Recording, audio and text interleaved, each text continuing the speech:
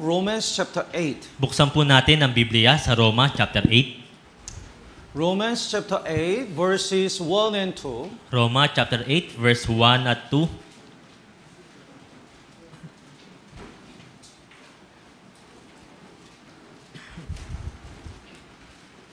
Verses 1 and 2. Basahin po natin ng sabay-sabay. 3, 2, 1. Ngayon nga'y wala ng kahatulan sa mga bagay na kay Kristo Jesus, sapagkat ang kautusan ng Espiritu ng buhay na kay Kristo Jesus ay nagpalaya sa atin mula sa kautusan ng kasalanan at ng kamatayan. And verse 9. Let's read it together. 3, 2, 1. Ngunit kayo'y wala sa laman, kundi nasa Espiritu. Yamang nananatili sa inyo ang Espiritu ng Diyos, subalit kung ang sino may walang Espiritu ni Kristo, siya'y hindi sa Kanya. And verse 37. Let's read it together. 3, 2, 1. Ngunit sa lahat ng mga bagay na ito, tayo higit pa sa mga nagtatagumpay sa pamamagitan niya na sa atin ay umibig. All the Bible books are important. Lahat po ng mga aklat dito sa Biblia ay importante. But among the Bible 66 books, the Romans is very important. Sa 66 na mga aklat dito, yung mga aklat ng mga taga-Roma yung isa sa mga pinaka-importante. And the book of Romans has 16 chapters. At yung aklat ng taga-Roma ay may 16 na kapitulo. Among 16 chapters, the chapter 8 is most important. Sa 16 na kapitulo rito, yung chapter 8 po yung pinaka-importante. So, actually, we have been studying the book of Romans in order to study the Romans chapters 8. Sa katunayan po, pinag-aaralan po natin yung aklat ng taga-Roma para mapag-aralan ng malinaw yung chapter 8. So, Romans chapter 8, somebody says, if the Bible is like a jewelry ring, the jewelry in the center of the ring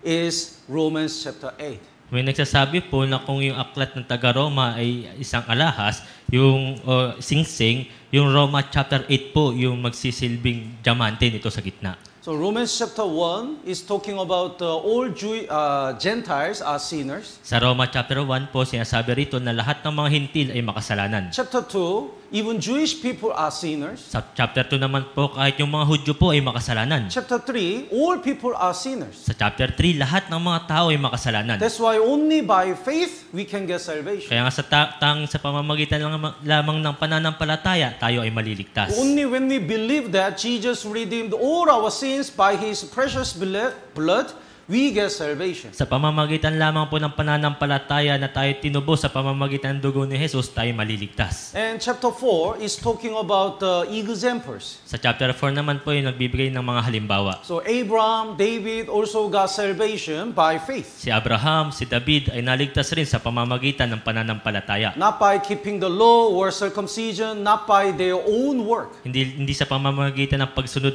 sa mga kautusan, pagtutuli o sa kanilang sariling gawa. And chapter 5 is talking about blessing as a saved people. Sa chapter 5 naman po ay pumapatungkol sa mga pagpapala sa mga ligtas na tao. And only through the one person, all people became sinner. Only through the one person, all people can get salvation. At dahil sa isang tao, lahat ng tao ay nagkaroon ng kasalanan at sa pamamagitan rin ng isang tao, lahat ng tao ay maliligtas. So Romans chapter 1 to 5 are talking about Bible seminar, like what is the salvation? How to get the salvation? Kaya Roma chapter 1 hanggang 5 ay pumapatungkol rin sa Bible seminar paano ba maligtas. And from chapter 6 to 8 is talking about our Christian life. At mula sa chapter 6 naman hanggang 8, ito ay pumapatungkol sa ating buhay Kristiyano. So chapter 6, if Jesus forgave all our sins, even the future sins, is it okay to commit a sin again? Kaya sa chapter 6, kung si Jesus ay pinatawad ng ating mga kasalanan kahit yung future sins natin,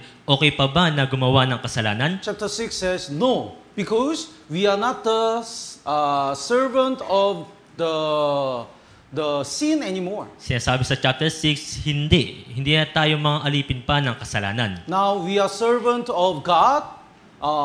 So as a servant of God, we have to live holy. Tayo yung mga lingkod na ng Diyos, kaya bilang mga lingkod ng Diyos, kailangan natin mabuhay bilang mga banal. And the chapter 7 is talking about talking about how to overcome our sinful nature. Sa chapter 7 naman, ito'y pumapatungkol naman kung paano natin malalampasan yung ating sinful nature. So do you remember in the last week we study about the ex-husband and new husband? Kaya naalala ninyo po ba yung aral ng nakarang linggo na pinag-aralan natin yung patungkol sa ex-husband at yung bagong asawa? Ex-husband is law. Yung dating asawa po ay lumalarawan sa kautusan. So this law always judges. Itong kautusan na ito ay laging humahatol sa atin. But now, we separated from our ex-husband law and we got married the new husband, Jesus Christ. Ngunit ngayon tayo naihiwalay na sa una nating asawa, yung kautusan, at tayo na ikasal na ngayon sa ating bagong asawa na si Jesus. Our new husband, bagong asawa, always help us to achieve His will. Ang ating bagong asawa ngayon ay laging tumutulong sa atin para sundin ang kanyang kalooban. So before and even after getting salvation, we are still weak. Bago at pagkatapos nating maligtas, tayo mahihina. We still have a sinful nature. Meron pa rin tayong likas na pagkamakasalanan. We are able to commit a sin again. Nakakagawa pa rin tayo ng kasalanan. But what's the difference? Ngunit ano yung pinagkaiba? When we get salvation, we receive the Holy Spirit. Nung tayo naligtas, tayo tumanggap ngayon ng Espiritu Santo. So through the Holy Spirit, we can receive the power of God. At sa pamamagitan po ng Espiritu Santo, matatanggap po natin yung kapangyarihan ng Diyos. And the Holy Spirit will guide us and help us to live according to the will of God. At yung Espiritu Santo po yung tutulong sa atin at gagabay sa atin para makapamuhay alinsunod sa kalooban ng Diyos. That's why finally we can live for God because of the help of the Holy Spirit. Kaya magmula niyan ay makakapamuhay na tayo alinsunod sa kalooban ng Diyos dahil mayroong Espiritu Santo. So, the chapter 7 is talking about tells us that we cannot live according to the will of God by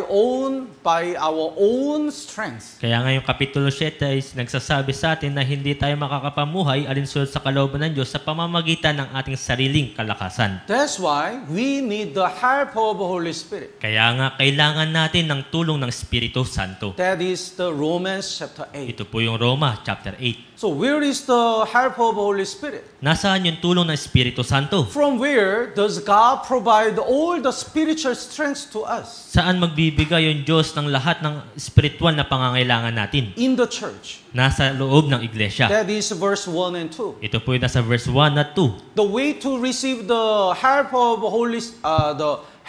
God is the Holy Spirit. Yung paraan para matanggap yung tulong ng Diyos ay sa pamamagitan ng Espiritu Santo. So to feed us the spiritual strength, God give us the Holy Spirit. Para mabigyan tayo ng spiritual na kalakasan, binigay sa atin yung Espiritu Santo. That is verse 9. Ito po yung verse 9. And so even after, when we live for God with the help of the Holy Spirit, still we have a suffering. Kaya kapag tayo mamuhay kasama yung Espiritu Santo, gayon pa man, meron tayong mga kahirapan pa rin. That is verse 17. Ito po yung nasa verse 17. Let's look at the verse 17. Tingnan po natin sa verse 17.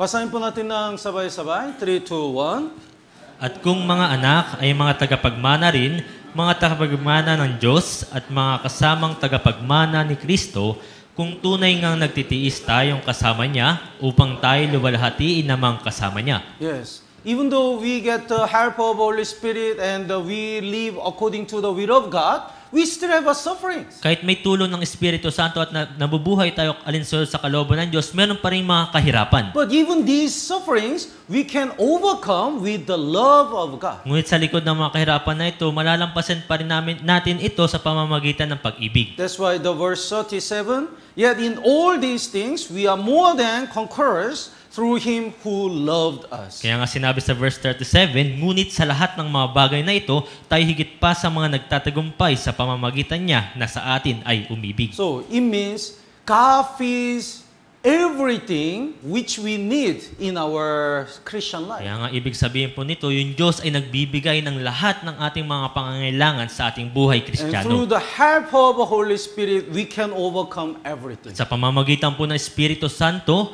tayo malalampasan ang lahat ng mga bagay. So today, we're gonna learn this chapter more details. Kaya nga ngayong araw na ito ay mag-aaralan natin ito ng mas malalim pa. The verse 1 and 2, let's read it together again. Chapter 8, verse 1 and 2. Let's read it together again. 3, 2, 1. Ngayon nga'y wala ng kahatulan sa mga na kay Kristo Jesus, sapagkat ang kautusan ng Espiritu ng buhay na kay Kristo Jesus ay nagpalaya sa atin mula sa kautusan ng kasalanan at ng kamatayan. Here are two laws, the law of the Spirit of life and the law of the sin and death. Narito po yung dalawang kautusan ng Espiritu ng buhay at kautusan ng kasalanan at ng kamatayan. Law indicates the power, force. Yung kautusan ay pumapatungkol sa kapangyarihan o kalakasan. So we have a two mind, the sinful nature and Holy Spirit. Meron tayong dalawang pag-iisip, yung likas na pagkamakasalanan at yung sa Espiritu. The sinful nature still wants to drive us to commit a sin. Yung likas na pagkamakasalanan po, bumipilit pa rin sa atin na gumawa pa rin tayo ng kasalanan. But Holy Spirit wants us to lead us to live according to will of God. Pero yung Espiritu Santo, siya naman yung tumutulong sa atin na mamuhay alinsunod sa kalooban ng Diyos. So these two power always fighting in us. Itong dalawang kapangyarihan na ito ay laging nag-aaway sa loob natin. Then the key is, the important thing is, who will win? Yung susi po rito, sino yung mananalo? Who will win? Sino yung mananalo? Last week we learned, who will win? Nakaraang linggo, di ba? Pinag-aralan natin, nalaman natin sino yung mananalo. Which manok will win? Sinong manok yung mananalo? Yeah, the side eating well will win. Yung panig na kumakain ng may gusto. The side eating well will win. Yung panig na kumakain ng maayos. Yes. So, when we feed the Holy Spirit more, the Holy Spirit is getting stronger than our sinful nature, and we can live according to will of God. Yung ating espiritu ay pinapakain natin ng maayos, kung gayon malalabanin niya yung ating laman at makakapamuhay tayo alinsunod sa kalooban ng Diyos. So, Jesus Christ provide this strength to Holy Spirit. Si Jesus po ay nagbigay sa atin ng kalakasan na ito sa tulong ng Espiritu Santo. So, the verse 1, there is therefore now no condemnation to those who are in Christ Jesus. Sa verse 1 po, ngayon wala ng kahatulan sa mga na kay Kristo Jesus. No condemnation, it means we can overcome this sinful nature. Wala ng kahatulan, ibig sabihin, mapagtatagumpayan natin itong likas na pagkamakasalanan natin. Then how can we stay in Jesus Christ? Kung gayon, paano tayo makapanatili kay Hesus Kristo? The Bible says Jesus Christ, our Lord, is in the church. Sinabi ng Biblia, si Hesus Kristo ay nasa loob ng iglesia. That's why when we stay in the church, we stay in Jesus Christ. Kaya nga kapag tayo nanatili sa church, tayo nananatili kay Hesus Kristo. So in order to explain this truth, God in many ways, God explained this truth. Para may paliwanag yung katotohanan na ito, yung Diyos ay nagbigay ng maraming paraan patungkol sa katotohanan ito. Let's look at the Revelation chapter 1. Please bookmark here and Revelation chapter 1. Tignan po natin sa Apokalipsis chapter 1. Verse 13. Sa versikulo 13. In the midst of the seven lampstands, one like the Son of Man. At sa gitna ng mga ilawan ay may isang katulad ng isang anak ng tao. So there are seven lampstands and there is a Jesus Christ, Son of God. Merong 7 ilawan at narito si Jesus, yung anak ng tao. Then, what is this lampstand? Kung gayon, ano po yung mga ilawan na ito? The verse 20, the last part, the seven lampstands which you saw are the seven churches. Ang 7 bituin ay ang mga anghel ng 7 iglesia. So, seven lampstands are seven churches.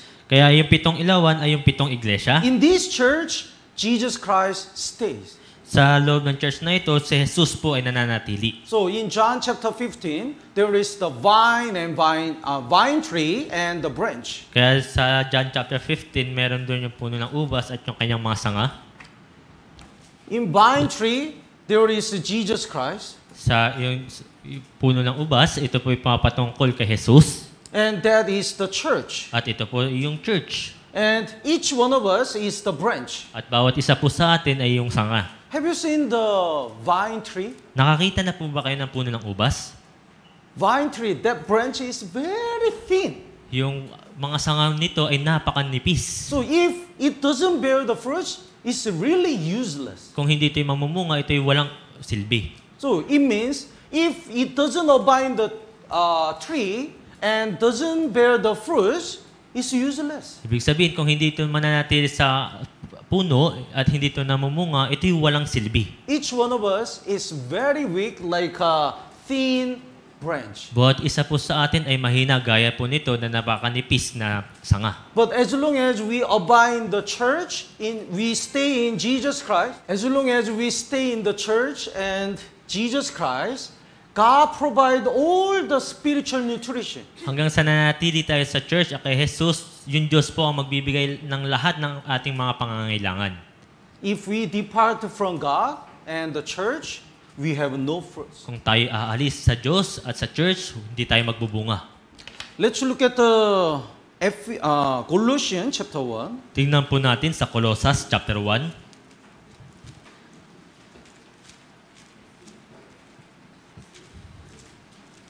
Colossians chapter 1 verse 18. Colosas chapter 1 verse 18. Here is another explanation. Narito po yung isa pang explanation. The God explain about this truth through the body and the head. Yung Diyos, pinaliwanag yung katotohanan na ito sa pamamagitan po ng katawan at ng ulo. The verse 18, let's read it together, 3, 2, 1. Siya ang ulo ng katawan, ang iglesia, siya ang pasimula, ang panganay mula sa mga patay, upang siya ay maging pangunahin sa lahat ng mga bagay. So, Jesus is the head of the body, the church. Kaya si Jesus po yung ulo ng katawan, ang iglesia. So, church is the body of Jesus Christ. Kaya nga po yung church ay yung katawan ni Jesucristo. The head of the church is Jesus Christ. Yung ulo po ng church ay si Jesucristo. So, in the body, we have many parts. Sa ating katawan po, napakaraming mga parte. I have fist. Through my hands, I can pick up something and hit something. Sa pamamagitan ng aking kamay, pwede kong may tamaan ako, kaya kung may damputin ako. Then, my fist has a power or my body has a power. Kung gayon, yung aking kamay ba may kapangyarihan o yung aking katawan ang may kapangyarihan? Huh? Fist or my body? Yung kamay ko ba, yung katawan?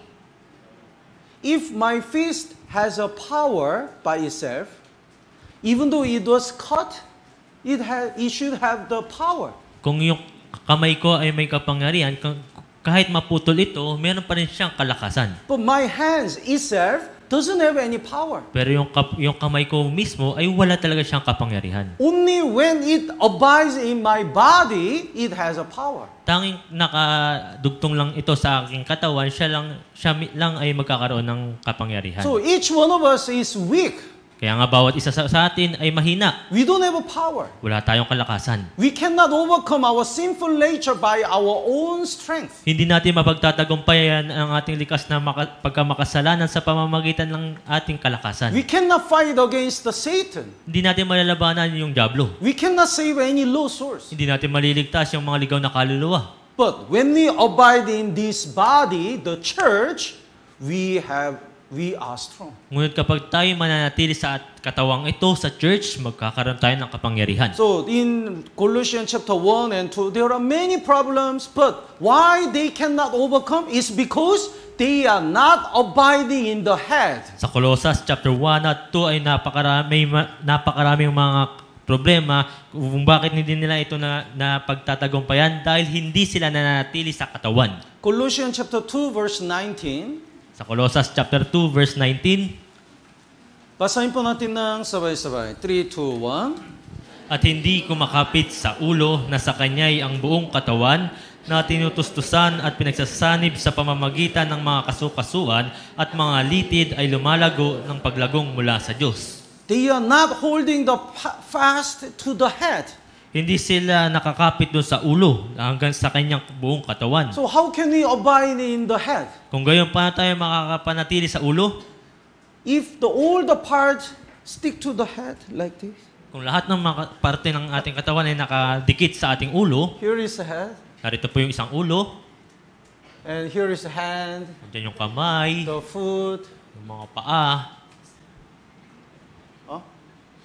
Is the way to abide in the head. Ito ba yung paraan para makapanatili dito sa ulo? When we abide in the body, we abide in the head. Kung nananatili tayo sa katawan, nakakapanatili tayo sa ulo. Naintindihan po?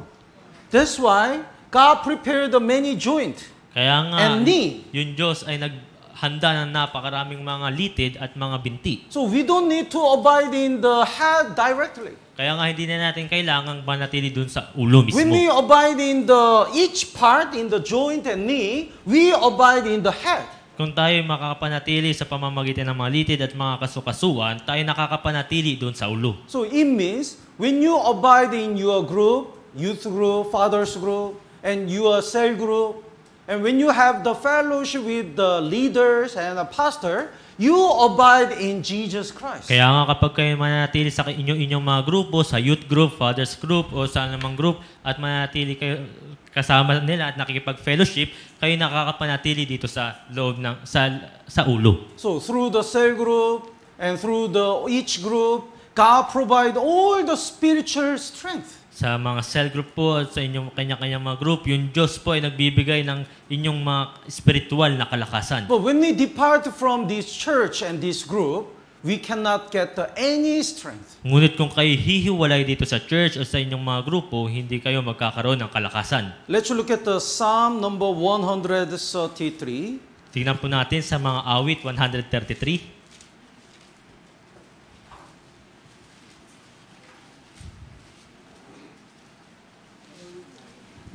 Psalm number 133.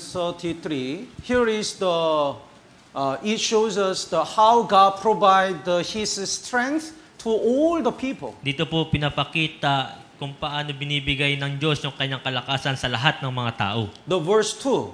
Sa verse 2, Basahin po natin ng sabay-sabay. 3, 2, 1. ito'y gaya ng mahalagang langis sa ulo na tumutulo sa balbas ni Aaron, tumutulo sa laylayan ng kanyang damit. So just imagine, it's like this. God's way to provide the spiritual strength is God poured the oil Yung parang in the head, yung Diyos po binubuhos yung langis sa ulo and there is the bear. at narito po yung balbas. So this oil flow to this bear and flow up to the end of the garment. Yung langis po ay tutulo doon sa balbas at mula sa balbas tutulo ito sa kanyang mga laylayan. That is verse 2. Ito po yung verse 2. So God provide all the spiritual strength through Jesus Christ and through the leaders and pastor and through each group. So you get the spiritual strength. Kaya yung Diyos po ay nagbigay ng spiritual na kalakasan sa pamamagitan ni Jesus, sa pamamagitan ng church, sa pamamagitan ng mga leader at para makapunta sa mga membro. And verse 3, let's read it together. 3, 2, 1. Ito ay gaya ng hamog sa Hermon na pumapatak sa mga bundok ng Zion sapagkat doon iniutos ng Panginoon ang pagpapala, ang buhay magpakailanman. In Israel, the highest mountain is the mountain Hermon. Sa Israel po, yung pinakamataas na bundok ay yung bundok ng Hermon. It's almost 2,800 meter. Halos nasa 28,000 metro po yung taas nito. This is Israel. Narito po yung Israel. Then Hermon is the north, the far north area. At yung Hermon po ay nakalagay doon sa malayong hilaga And ng from Israel. the mountain Hermon, other mountains are connected. At mula doon sa bundok ng Hermon, may mga bundok pa na nakakonekta. Then this is very high. That's why the top of the Hermon is always covered with the snow and ice Ito po ay napakataas, kaya ngayon tuktok ng bundok na ito ay nababalutan ng yelo for almost for 1 year. sa loob ng isang taon. But during the summertime, it melt. Kaya kapag summertime na, ito'y malulusaw. So when the ice is melted, all the water provide the fill the all area in Israel. Kaya pag nalusaw po yung yelo dito, ito'y magbibigay ng tubig sa buong Israel. So this is the way of God to provide the spiritual power to all His people. Ito po yung paraan ng Diyos para magbigay ng espiritual na kapangyarihan yung Diyos sa lahat ng kanyang mga nasasakupan. God provide the spiritual strength to the church. Yung Diyos po yung nagbibigay ng espiritual na kapangyarihan sa loob ng iglesia. And through the church, God provide all the power to each one of us. At sa pamamagitan po ng iglesia, yung Diyos ay nagbibigay ng kapangyarihan sa bawat isa sa That's atin. why the verse 1, basahin po natin ng sabay-sabay, 3, 2, 1. Narito, napakabuti at napakaligaya kapag ang magkakapatid ay sama-samang namumuhay na nagkakaisa.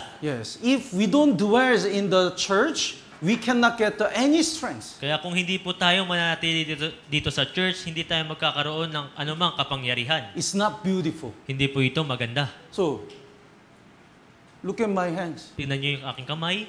Beautiful? Maganda ba? Maganda ba? Anyway,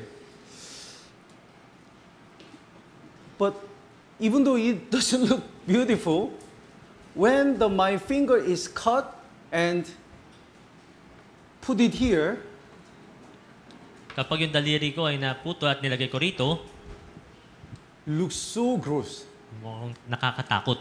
so disgusting, right? Nakakadiri, di ba? So, the saved person, born-again Christian, when he stayed in the church, he looked beautiful. Yung mga ligtas na tao, kapag siya'y nanatili sa church, siya'y mukhang maganda. But when he departed from the church and stay alone, it's like cut the finger which is cut. Pero kapag siya'y humiwalay sa church at nag-iisa, para ba siyang pinutol na daliri? He is not beautiful in the eyes of God. Hindi yan maganda sa mata ng Diyos. Why are you here? Bakit ka nandyan? Why do you become like this? Bakit ka naging ganyan? So gross. Nakakadiri. Naintindihan po? So, without church, we cannot live for God. Kaya kung wala yung church, hindi tayo makakapamuhay para sa Diyos. And God explained this truth through the shepherd and sheep. At ibinigay rin yung pinaliwanag rin yung katotohanan na ito sa pamamagitan ng pastol at ng mga tupa. Let's look at the Psalm number 23. Tingnan po natin sa mga awit 23. Psalm number 23, verse 1. Sa awit 23 verse 1. The Lord is my shepherd, I shall not want. Ang Panginoon ay aking pastol, hindi ako magkukulang. The I shall not want, it means everything is enough. Hindi ako magkukulang, ibig sabihin lahat ay sapat na. Why? Bakit? Because this shepherd always feed his sheep. Dahil itong pastol na ito ay laging pinapakain ng kanyang mga tupa. So verse 2, let's read it together. 3, 2, 1. Pinahihiga niya ako sa luntiang pastulan, inaakay niya ako sa tabi ng mga tubig na pahingahan. Yes, this shepherd is really expert. Kaya itong pastol na ito ay talagang eksperto. He knows where is the green pastures. Alam niya kung nasaan yung luntiang pastulan. He knows how to feed his sheep. Alam niya kung paano pakainin yung kanyang mga tupa. So our Lord, through the church, God provide all the green pastures to His sheep. Kaya nga ang ating Diyos sa pamamagitan po ng church, yung Diyos ay pinapakain yung kanyang lahat ng mga tupa sa kanyang luntiang pastulan. And verse 4, let's read it together. 3, 2, 1. Bagaman ako'y lumakad sa libis ng lilim ng kamatayan, wala akong katatakutang kasamaan, sapagkat ikaw ay kasama ko, ang iyong pamalo at ang iyong tungkod, inaaliw ako ng mga ito. In verse 1, this sheep says, I shall not want, because everything is enough. Sa verse 1, sabi niya, hindi ako magkukulang sapagkat lahat ay sapat na. In verse 4, he says, I'll fear no evil. Sinabi sa verse 4 naman, wala akong katatakutang kasamaan. I'm not afraid, because shepherd protect these sheep. Hindi ako natatakot kasi itong pastor na ito ay protektahan yung mga tupa. So in the church, there is a protection of God. Kaya sa loob ng church, mayroong proteksyon ng Diyos. If we depart from the church, we are like a sheep staying alone without shepherd. Kung hihiwalay tayo sa church, tayo para bang tupa na nahiwalay, napalayo sa pastol. The shepherd used the rod and the staff. Yung pastol po ay gumagamit. Verse 4. Yung pastol po ay gumagamit ng pamalo at ng kanyang tungkod.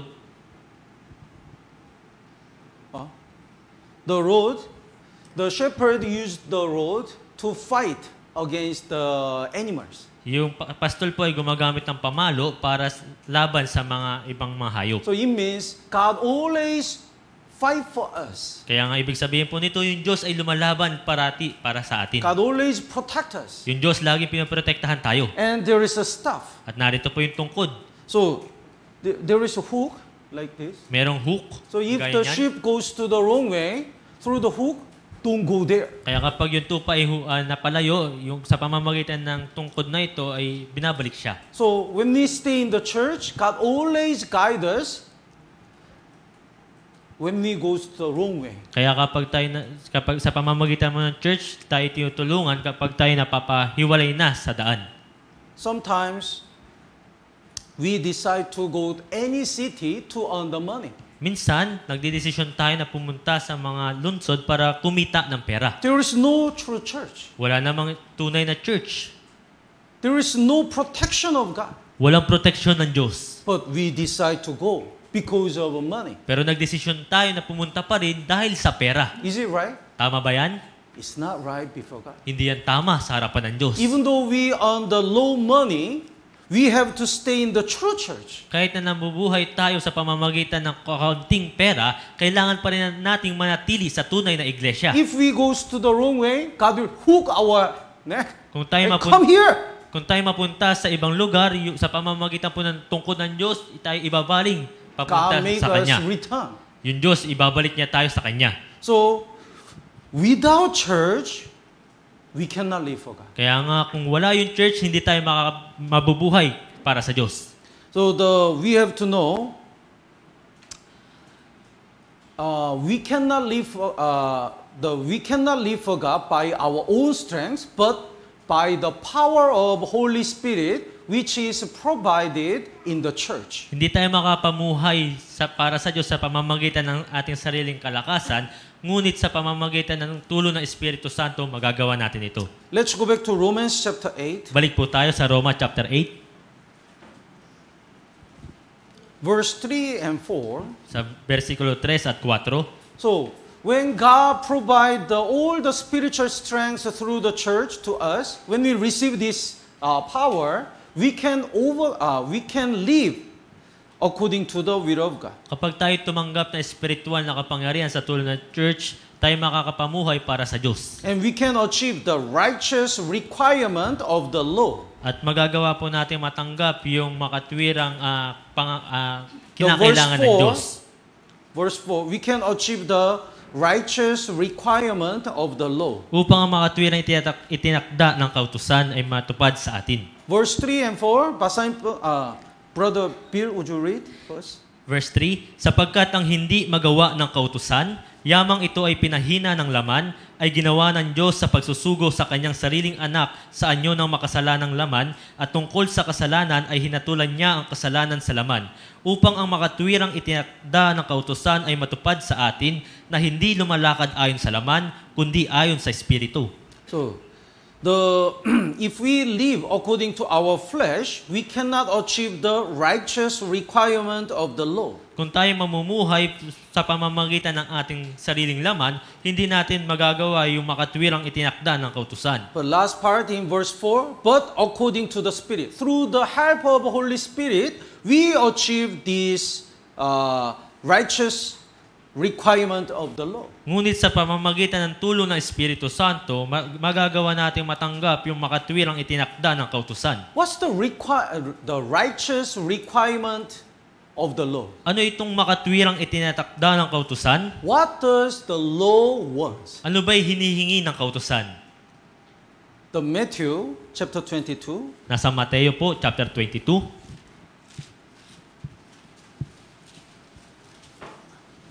Matthew chapter 22, verse 36.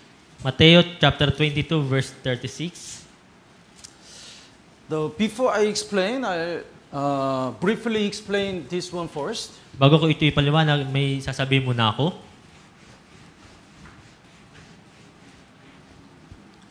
In Old Testament, there are so many laws. Sa lumang tipan, napakaraming mga kautusan.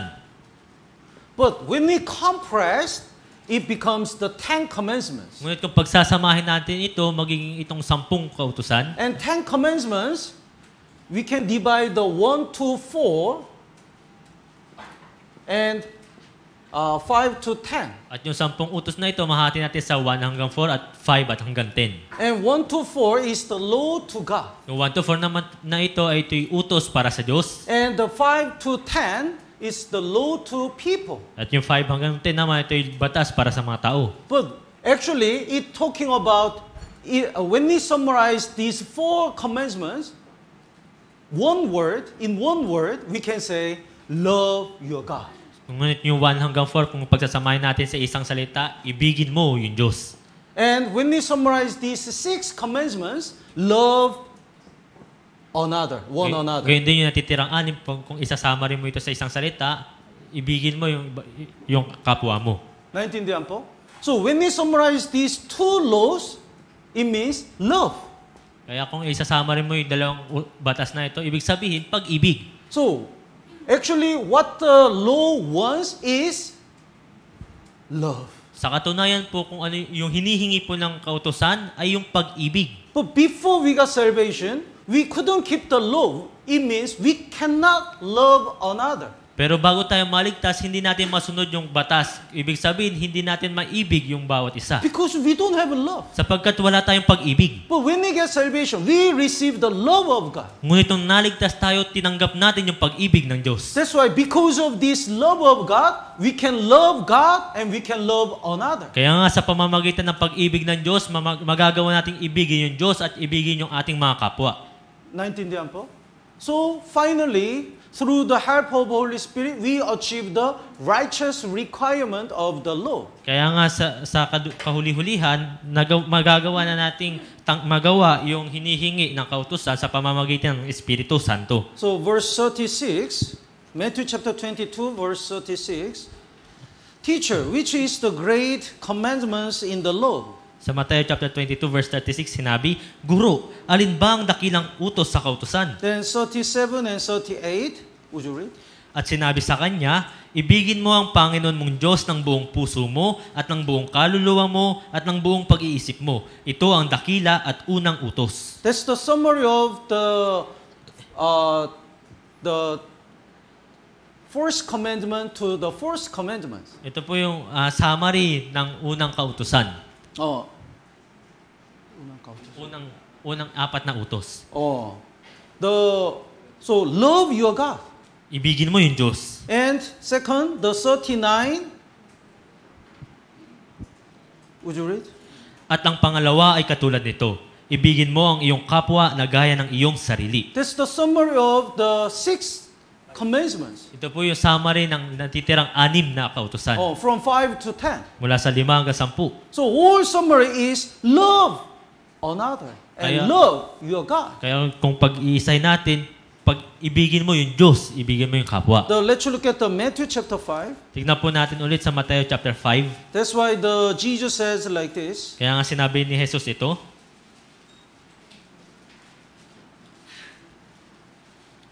Would you read? Matthew chapter 5 verse 17. Mateo chapter 5 verse 17, Huwag ninyong isiping pumarito ako upang sirain ang kautusan o ang mga propeta. Pumarito ako hindi upang sirain, kundi upang tuparin ang mga ito.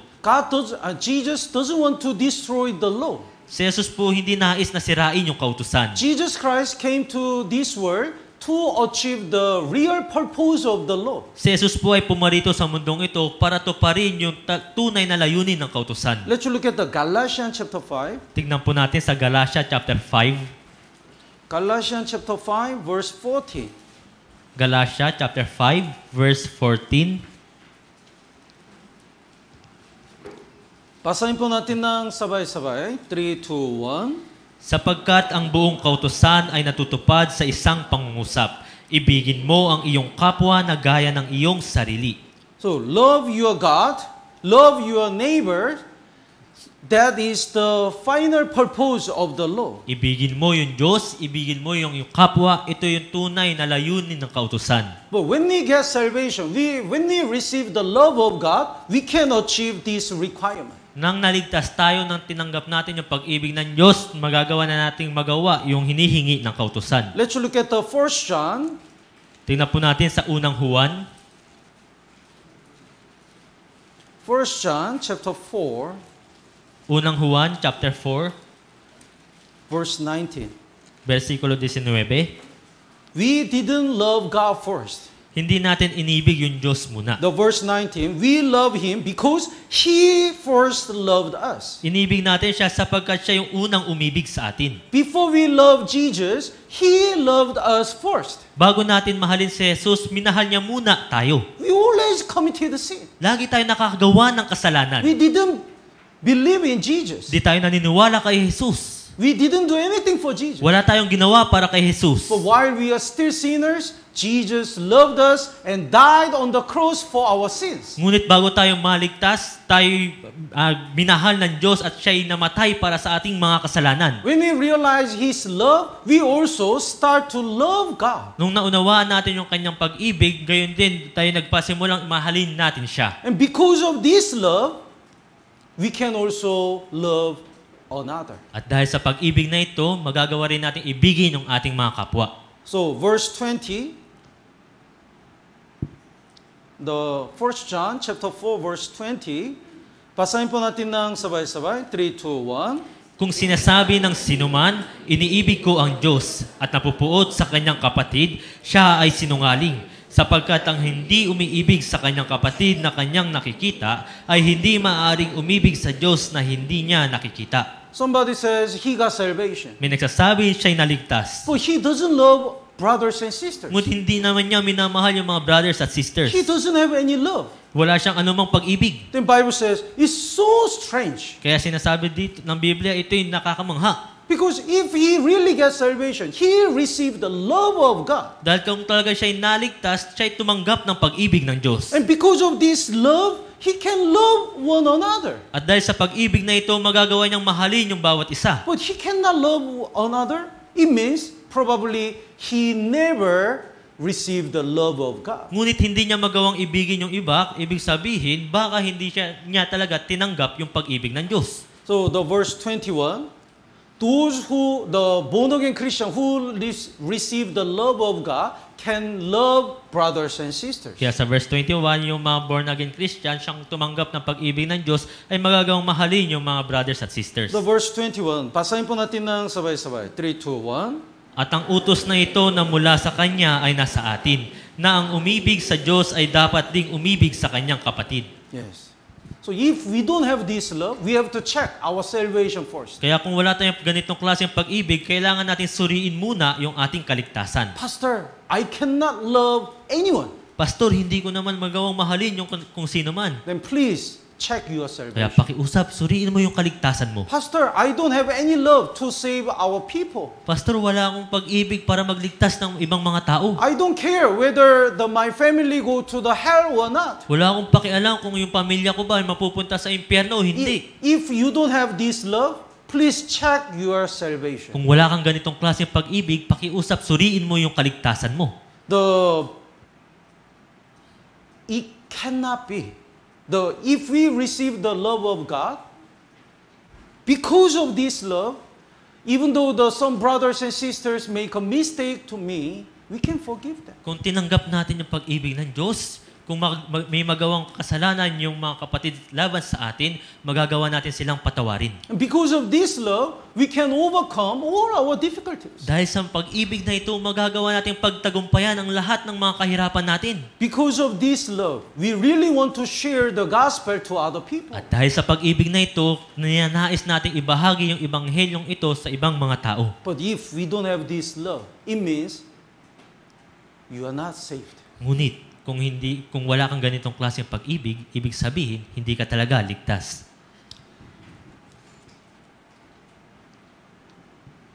Let's go back to Romans chapter 8.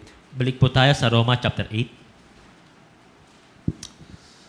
So when we get salvation, because of this love, we can achieve the requirement, righteous requirement of the law.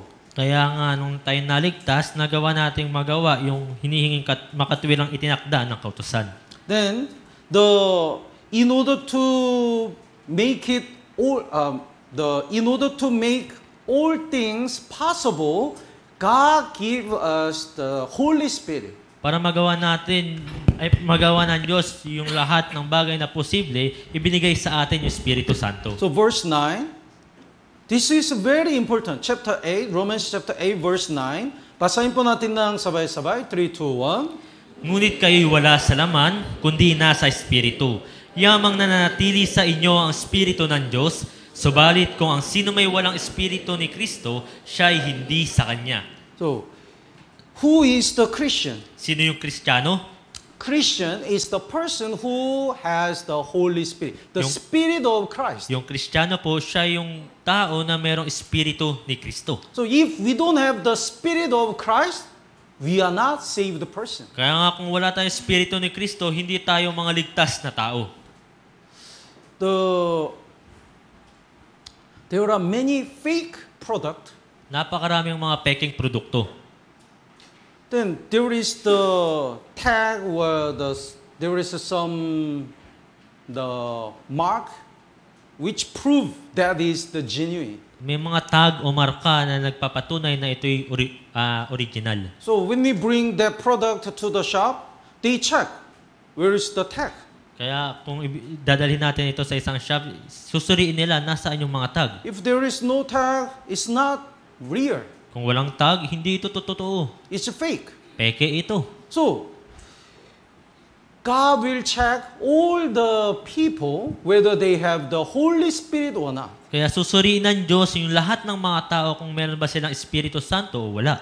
Oh, you don't have a Holy Spirit? You are fake. Wala kang Espiritu Santo, peke ka. You have a Holy Spirit? You are real Christian. Meron kang Espiritu Santo, ikaw'y tunay na Kristiyano. So, this Holy Spirit is really important because whether we have a Holy Spirit or not, the people we go to heaven or not. Kaya nga itong Espiritu Santong ito ay napaka-importante. Kung meron tayo o wala, ibig sabihin mapupunta tayo ng langit o hindi. And through the Holy Spirit, God provide all spiritual strength to us. At sa pamamagitan po ng Espiritu Santo, yung Diyos ay binibigay lahat ng espiritual na kalakasan para sa atin. So think about this. You need the needle to inject the nutrients into your body. Kailangan mo ng panturok para maipasok yung mga nutrients sa iyong katawan. Tama po ba? Here is the medicine, but it cannot inject all our body without needle. Narito po yung isang gamot o nutrients para hindi mo ito magagawang ipasok sa iyong katawan kung wala yung karayom. God already has the power of Holy Spirit. Yung Diyos po, nakahanda na po yung kapangyarihan ng Espiritu Santo. He cannot provide this power without Holy Spirit in us. Hindi niya ito maibibigay sa yung kapangyarihan ito kung wala yung Espiritu Santo sa ating katawan. So in order to provide all the spiritual strength, God put the gate, the Holy Spirit in us. Para maibigay yung mga spiritual na kalakasan na ito, inihanda ng Diyos yung pintuan o yung Espiritu Santo para sa atin. So through the Holy Spirit, we understand God's will. At sa pamamagitan ng Espiritu Santo, naunawaan natin yung kalooban ng Diyos. We have a same heart with God. Meron tayong pareho na puso ng Diyos. Let's look at the 1 Corinthians. Tingnan po natin sa unang Korinto. 1 Corinthians chapter 2, verse 11. Unang Korinto, Kapitulo 2, versikulo 11. Verse 10. Verse 10.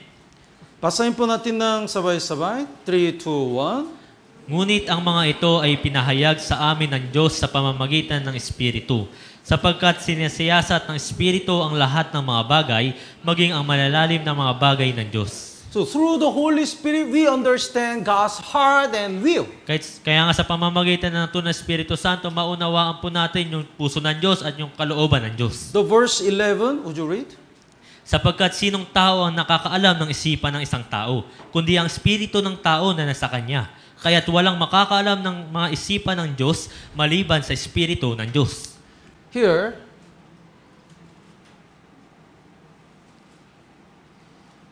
Here is the one man has a many concern. Narito yung isang tao na napakaraming alalahanin.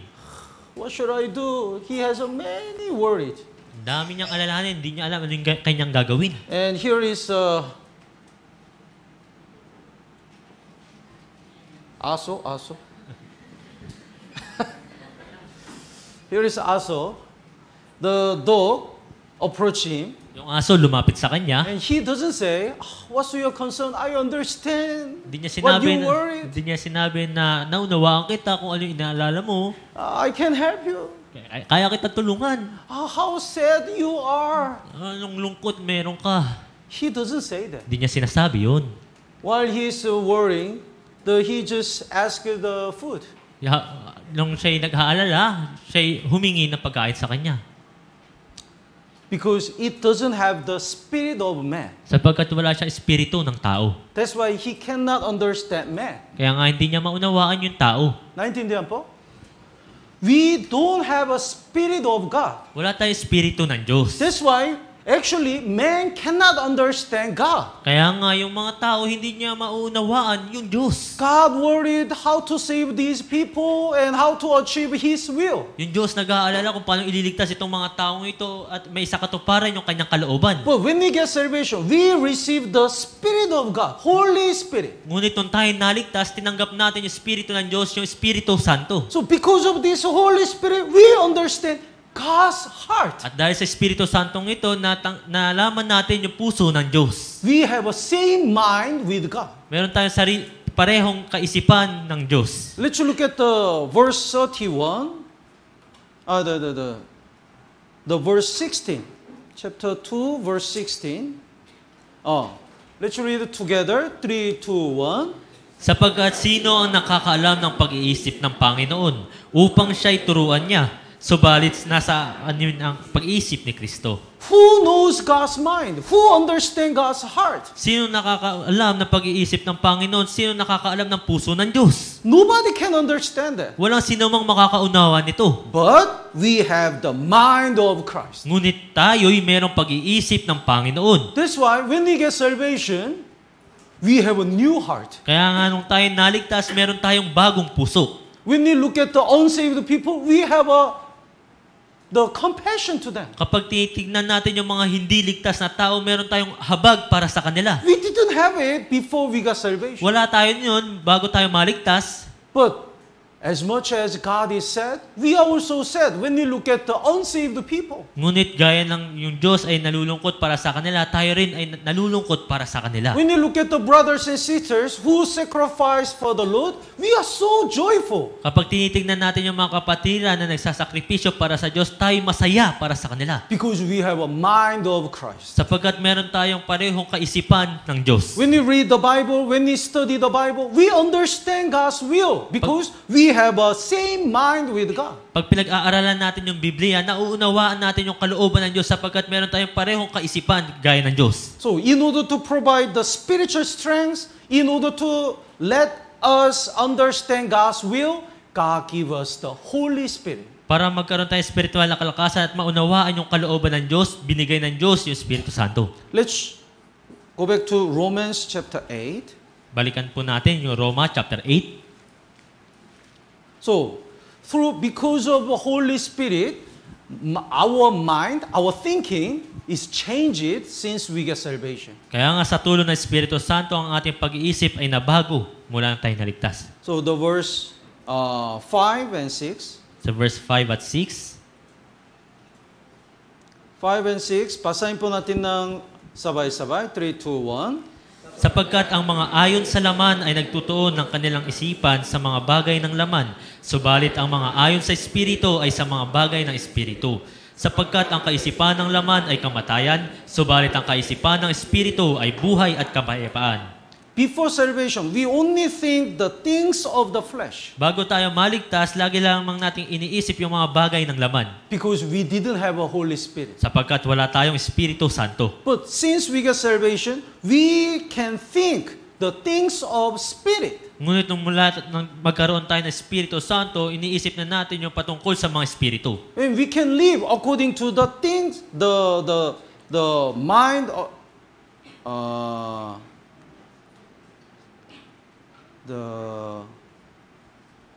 Verse 6. we can live according to according to the Spirit. Kaya nga makapamuhay tayo alinsunod sa Espiritu. The verse 7 and 8, basahin po natin ng sabay-sabay. 3, 2, 1. Sapagkat ang kaisipan ng laman ay pagkapuot laban sa Diyos, sapagkat hindi ito napapasakop sa kautusan ng Diyos, ni hindi nga maaari. At ang mga nasa laman ay hindi makapagbibigay lugod sa Diyos. Yes. Before we got, when we had the only flesh, not the Holy Spirit, we couldn't please God. Nung meron lamang tayong laman at wala pang Espiritu Santo, hindi natin malulugod yung Diyos. But when we have the Holy Spirit, we can think the things of the Holy Spirit and we can receive the power of the Holy Spirit. So, finally, we can please God. Ngunit nung nagkaroon na tayo ng Espiritu Santo, nagagawa nating isipin yung mga bagay patungkol sa Espiritu at makakapagpalugod para sa Diyos. So, when we have the Holy Spirit, our thinking is changed. Kaya nung nagkaroon tayo ng Espiritu Santo, nabago yung ating kaisipan. We know what is more important and precious. Alam na natin kung ano yung mas importante at mas mahalaga. So,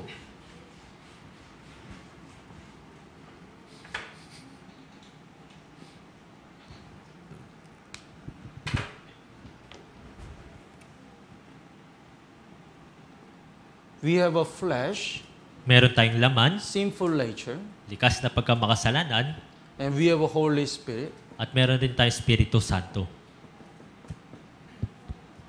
As we studied,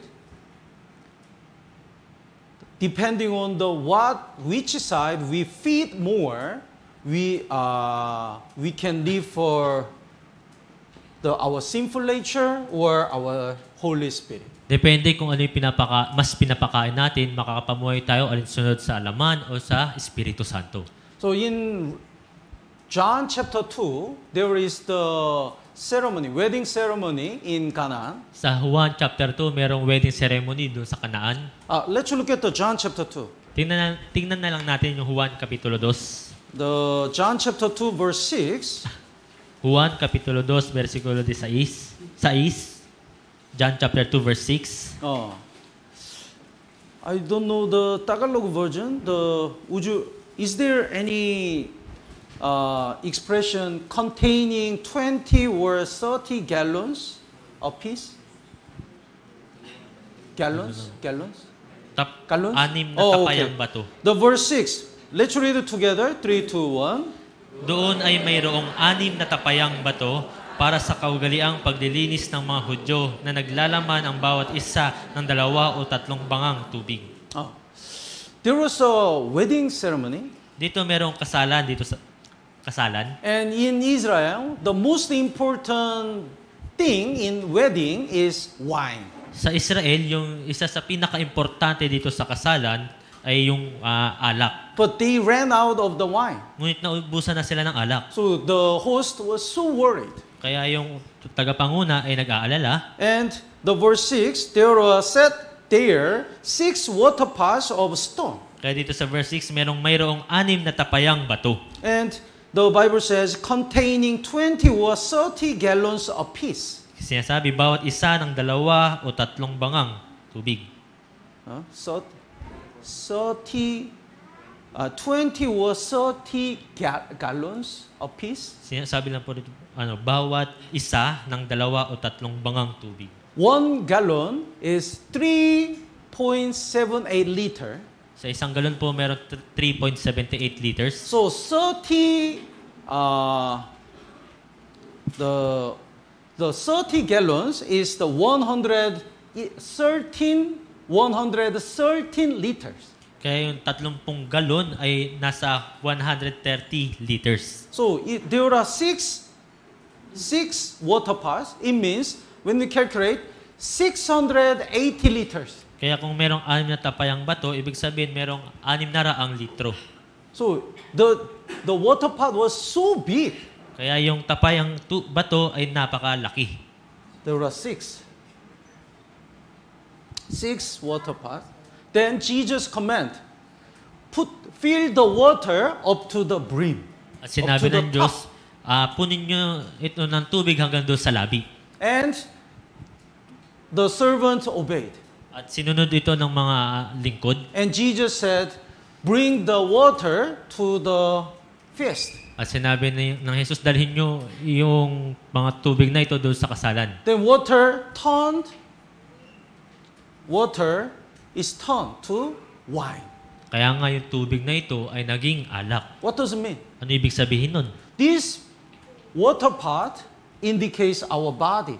Yung tapayang bato na ito ay pumapatungkol sa ating katawan. Actually, our mind. Sa katunayan, ito ay ating pag-iisip. And the water indicates the word of God. Yung tubig ay pumapatungkol sa salita ng Diyos. So when the word is filled this much, nothing happened. Kapag yung lalagyan ay puno lang ng ganito karami, walang nangyayari. But when we feel the word of God fully in our spirit, it becomes good wine. Pero kapag tayo napuno ng Espiritu Santo, ito'y nagiging mabuting alak. It becomes our spiritual strength and our power to save the lost souls. Ito'y nagiging espiritual na kalakasan at kapangyarihan para magligtas ng mga ligaw na kaluluwa. Actually, when you read the Bible, it's just a letter. Sa katunayan, kung magbabasa lang tayo ng Biblia, ito'y parang sulat lang. Blah, blah, blah, blah, blah, blah. And when you listen to the sermon, it's just a sound.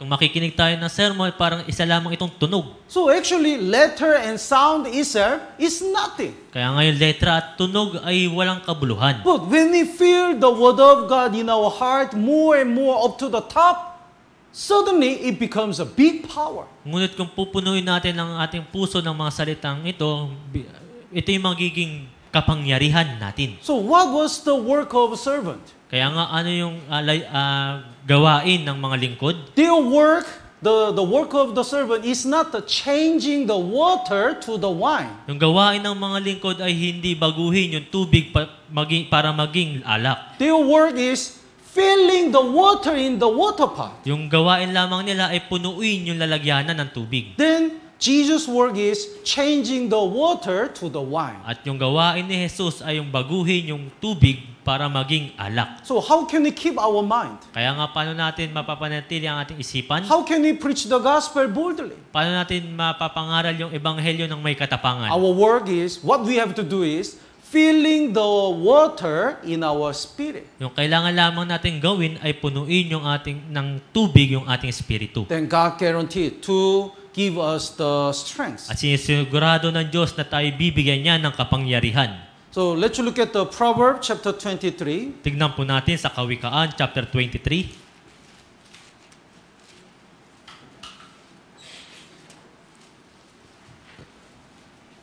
Proverbs chapter 23. Kawikaan po chapter 23, Verse 7. verse 7.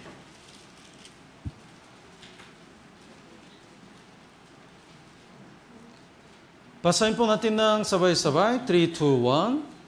Sapagkat kung ano ang iniisip niya sa loob niya, ay gayon siya. Kumain at uminom ka, sabi niya sa iyo. Yeah. Ngunit ang puso niya ay hindi sumasa iyo. The first part, as he thinks in his heart, so is he. Sapagkat kung ano ang iniisip niya sa loob niya, ay gayon siya. Depending on what we think, our life will goes to that way. Depende kung anong iniisip natin, yung buhay natin ay tutungo roon. So if we always think the worldly things, we will live for worldly things. Kaya nga kung lagi lamang nating iniisip yung mga makabundong bagay, tayo mamumuhay lamang para sa mga makabundong bagay. But when we always think the things of the Spirit, we live according to the will of Kung Spirit. iniisip naman natin yung mga patungkol sa Espiritu, tayo mabubuhay para sa mga bagay na Espiritu. So in order to think the things of the Spirit, we have to feel the Word of God and we have to look at the Word of God more. Para magkaroon tayo ng kaisipan patungkol sa Espiritu, kailangan natin punuin ang ating puso ng salita ng Diyos. Because what we feel in our spirit, in our mind, it comes from the mind. Dahil kung ano yung nilalagay natin sa ating puso, ito'y nagmumula sa ating isipan. Let's look at James chapter 1. Tingnan po natin sa Santiago chapter 1. James chapter 1, verse 15. Santiago chapter 1 verse 15. Then, when desire has conceived, it means the mind first. The mind is full of desire. At kapag ang pagnanasang iyon ay naipaglihi, ibig sabihin yung pagnanasa ay yung isipan. Then it gives birth to sin. So, when our heart is full of the desire, it comes out and we commit a sin with our body. Ito ay nanganganak ng kasalanan, kaya nga yung ating isipan ay napuno ng kasamaan, ito'y manganganak at lalabas sa ating katawan. And when it is full grown, it means when we repeat the sin with our body again and again, we bring forth death. It means we just live like unsaved people. At ang kasalanan kapag malaki na, ibig sabihin kapag paulit-ulit natin ginagawa yung kasalanan sa ating katawan, ito'y magresulta ng kamatayan o parabang namumuhay tayo ng gaya ng mga hindi ligtas na tao. So in order to live according to the will of God, from the thinking, we have to be careful. Kaya nga para makapamuhay para sa Diyos, mula pa lamang sa pag-iisip, dapat na tayo'y mag-ingat na. Pastor, that time I was suddenly tempted, so suddenly I committed sin. Pastor, nung panahon na iyon, nung oras na iyon, bigla na lang ako natukso, kaya nga meron akong nagawa. It never happened. That is lie. Hindi imposible po iyon, ito'y kasinungalingan. Suddenly I was tempted, so I committed sexual sin. Bigla na lang ako'y natukso, kaya nga gumawa ako ng sexual na kasalanan. It never happened like this. Hindi po yan basta-bastang mangyayaring ganyan. Probably this person thought that sexual sins so many times. Marahil itong taong ito ay lagi nag-iisip ng mga ganitong klaseng sexual na kaisipan na paulit-ulit. Then when he faced on the chance, he committed a sin. Kaya nung siya'y humarap ng ganyan sa pagkakataon na ito, siya'y nakagawa ng kasalanan. If he thought to the things of the Holy Spirit always, even though he was tempted, he cannot commit a sin. Kaya nga kung palagi siya nag-iisip patungkol sa mga bagay sa Espiritu Santo, hindi siya makakagawa ng kasalanan. Naintindihan po? David, when he became the lazy, he committed the sexual sin. Si David po, nung siya'y nagkaroon ng kasalanan, naging tamad, nakagawa siya ng sexual na kasalanan. He worked in the palace. Siya'y nakatira lamang doon sa palasyo niya. And he looked at the woman who is taking the bath. At nakakita siya ng isang babaeng naliligo. So, if he didn't think about the sexual sin, he just turned away his eyes. Kung hindi sana siya nag-isip ng sexual na kasalanan, ibinaling na lamang niya sana yung kanyang mata. But Bible says he watched it Ngunit, carefully. ngunit sinabi sa Biblia, pinanood niya pa ito. And he asked, who is that woman? At tinanong niya, sino itong babaeng ito? He called that woman. Tinawag niya yung babaeng ito. So, he think and finally, he committed the sexual sin. Kaya nga paulit-ulit siya nag-isip ng ganitong bagay hanggang sa kahuli-hulihan nakagawa siya ng sexual na kasalanan. When we feel something dirty in our heart more and more, finally, it comes out. Kaya pag nakaramdam tayo ng maruming bagay sa ating puso, hanggang sa kahuli-hulihan, ito'y lalabas sa ating katawan. But when we feel the things of the Holy Spirit in our heart more and more, we can live for God. Ngunit kung tayo makakaramdam ng mga bagay patungkol sa Diyos, tayo makakapamuhay para sa Diyos. So let's look at the Numbers chapter 15. Tignan po natin sa Bilang, Kapitulo 15. Numbers chapter 15, Mga Bilang po, chapter 15, verse 37 and 38. versikulo 37 at 38. 37 and 38.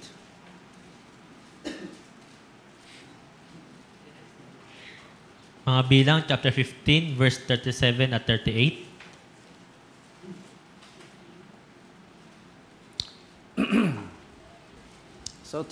and 38.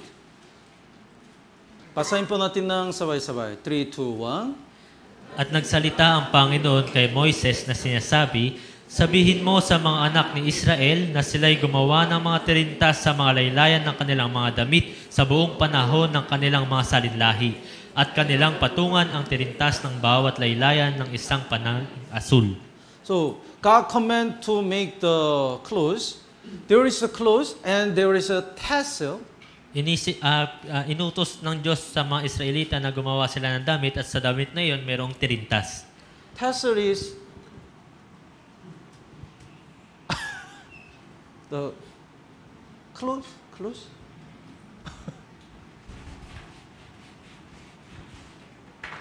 Let's just say clothes like this. Clothes. And there is the tassel like a. Sa damit na ito, merong nakataling tirintas. Oh. And God command to put the blue thread. At inutos sa kanila na lagyan ito ng kulay asul. Panaling asul. Blue. Blue indicates the sky. Asul heaven. Pumapatungkol sa, yung asul po ay pumapatungkol sa langit, sa Diyos. Oh. So, why God commanded like this? Bakit iniutos ng Diyos yung gaya nito? Whenever you look at this blue thread, you have to remember me. Remember my commandment. Sa tuwing tinitingnan mo yung panaling asul na ito, kailangan mong alalahanin yung mga kautusan ko. So let's look at the next verse. The 15 verse 39.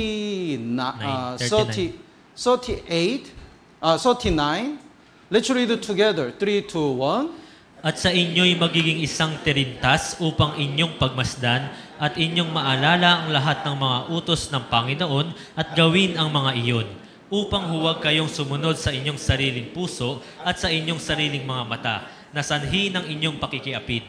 So whenever you look at this blue thread, you have to remember me, remember my commandments. Kaya nga sa tuwing tinitingnan ninyo yung mga panaling asul na ito, kailangan ninyong alalahanin ako at alalahanin yung aking mga kautusan. So God really wants us to feel the Word of God and the things of the Holy Spirit in us up to the top, up to the brim. Kaya nga nais ng Diyos na punuin ang ating puso ng salita ng Diyos at ng Espiritu Santo.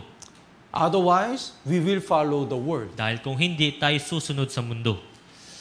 The Romans chapter 8, we will continue in the next time. Kaya yung Roma chapter 8, pagpapatuloy po natin yung pag-aral nito sa susunod. But anyway, let me summarize today's lesson. Aking ibubuod muna yung aral sa araw na ito. In order to live for God, we have to feel the things of the Holy Spirit in us. Para makapamuhay po tayo para sa Diyos, kailangan natin punuin yung mga bagay sa Espiritu Santo sa ating sarili. Otherwise, we cannot live for God with our own strength. Dahil kung hindi tayo makapamuhay para sa Diyos sa pamamagitan lamang ng ating sariling kalakasan. Naintindihan po?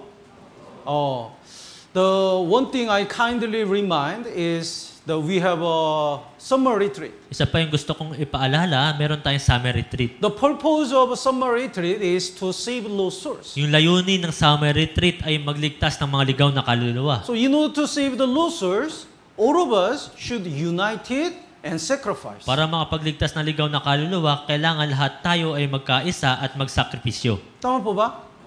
So it means when our newcomers feel cold and I have a blanket, then who has to use this blanket?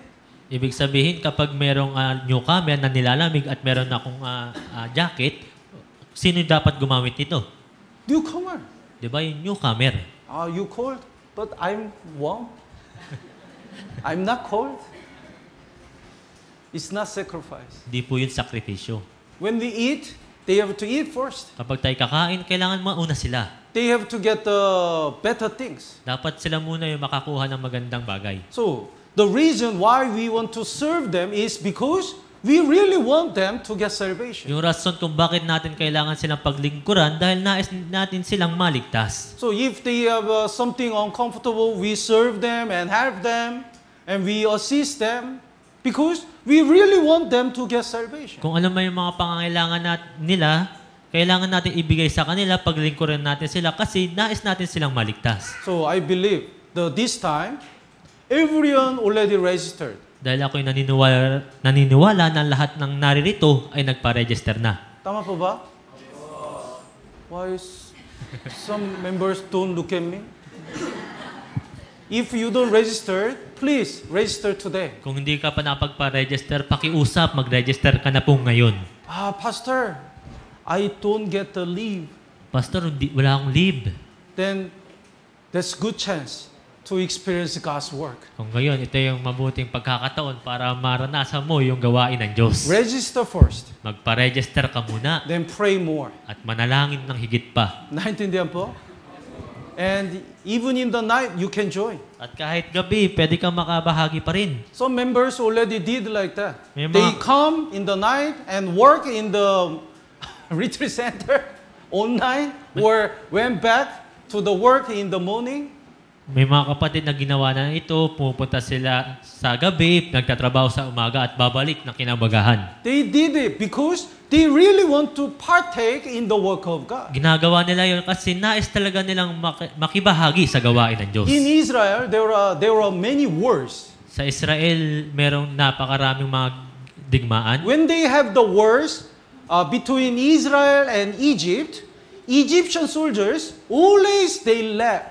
The many Egyptians are busy to leave Egypt. Kung may mga digmaan sa gitna ng Israel at mga Ehipto, maraming mga Ehipto na umaalis doon sa labanan. But the Israel people, they are so busy to return to Israel Pero yung mga Israelita ay abala sa pagbalik sa kanilang lugar. because they want to join the war. Sapagkat nais talaga nila sumama sa mga gawain. That is their pride.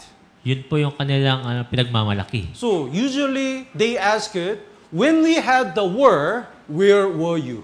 Kaya nga tinatanong natin, kapag meron tayong digmaan, nasaan ka? I was also joined that war. That is their real pride. Opo, talagang nakasama ako sa digmaan na ito. Ito yung pinagmamalaki ko talaga. God will ask each one of us, when we have the 2024 summer retreat, when we had the greatest war in the 2024, where were you? Tatanong sa atin ng Diyos, nung nagkaroon kayo ng 2024 summer retreat, nung nagkaroon kayo ng malaking digmaan na ito, nasaan ka?